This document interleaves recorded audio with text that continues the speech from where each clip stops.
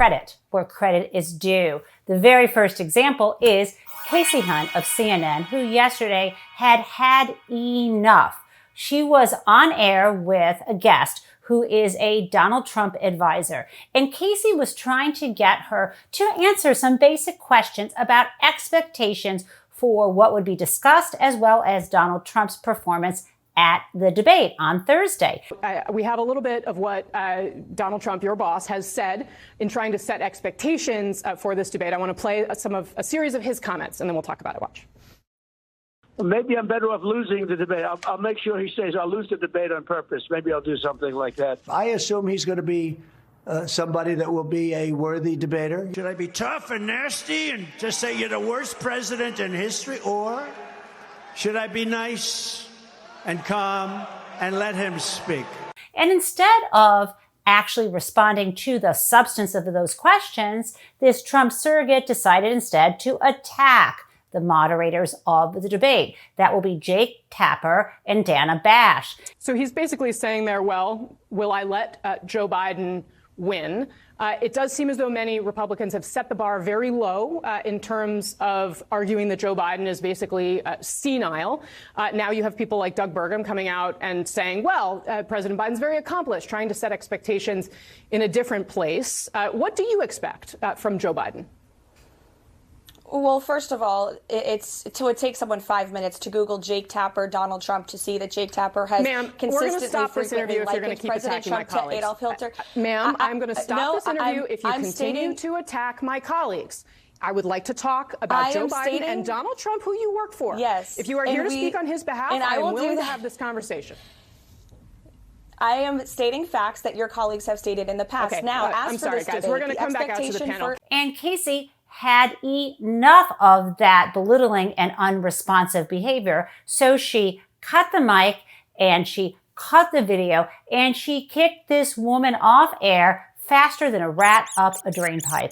And I hope that this is what is to come at the debate because, as you may recall, the candidates signed up for the terms of the debate that included the rights of the moderators to cut their mic if they do not stick to the times prescribed.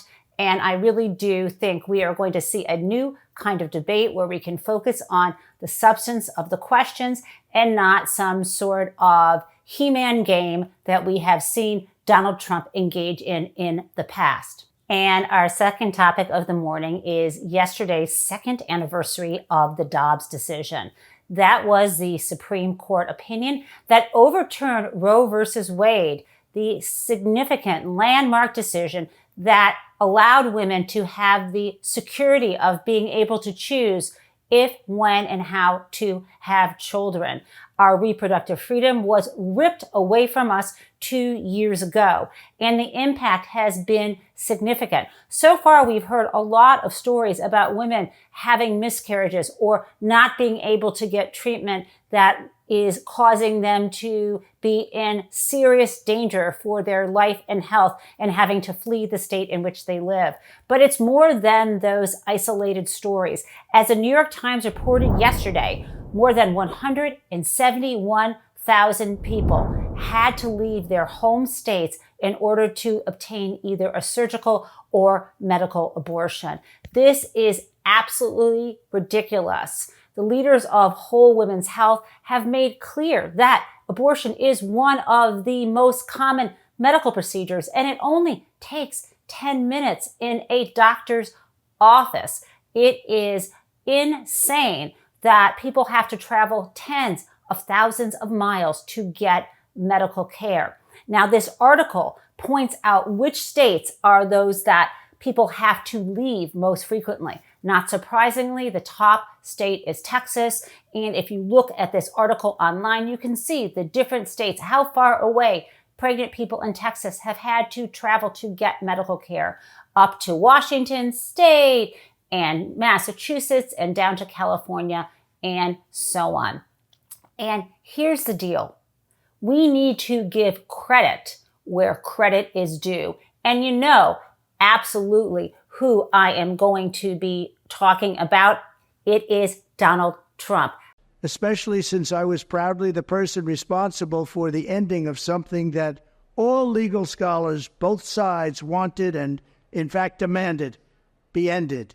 Roe v. Wade. They wanted it ended. My third topic is far more uplifting. We just learned yesterday that federal prosecutors are recommending to the Department of Justice that Boeing be prosecuted. This is huge news, and I want to play a brief clip so you understand the context. It dates back to these tragic plane crashes involving the 737 MAX, one in 2018, and one in Indonesia, and the other in 2019 in Ethiopia, where 346 passengers died. These plane crashes could absolutely have been avoided if there had not been a cover-up at the company. And so again, a couple of years later, in 2021, the Department of Justice settled the matter, at least temporarily, with Boeing by getting them to pay the $2.5 billion. At some point, they have to be held responsible. I only wish that individual people who reap the benefits and the gains when corporations engage in criminal activity, I just wish they had to pay the price as well, and not just the enterprise and its shareholders. And now it's time for Crazy Town.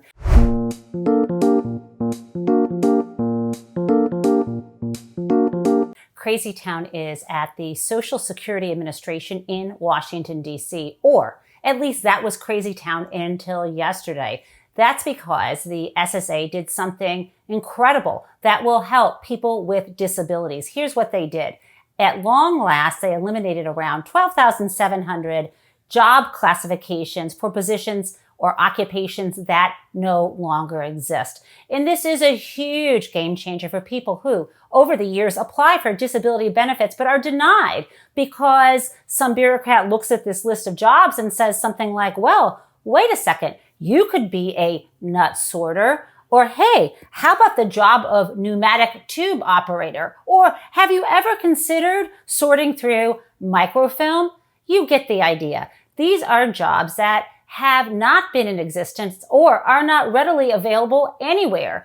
And it really is unfair to deny someone disability payments because you are pointing to a job they could do that doesn't exist. And I can't wait to see you tomorrow, not just at Morning Jen at 8 a.m., but also 2 p.m. when I will be live with Daniel Uhlfelder, the fantastic attorney from Florida. You may know him, who was dressed as the Grim Reaper when he was trying to encourage people to get off the beaches during COVID. He is a brilliant lawyer, and we are launching a show called Legal Nerds that will be on every Wednesday at 2 p.m. That's all I got. Please subscribe to Mary Trump Media so you don't miss any of our programming, and have a fantastic day.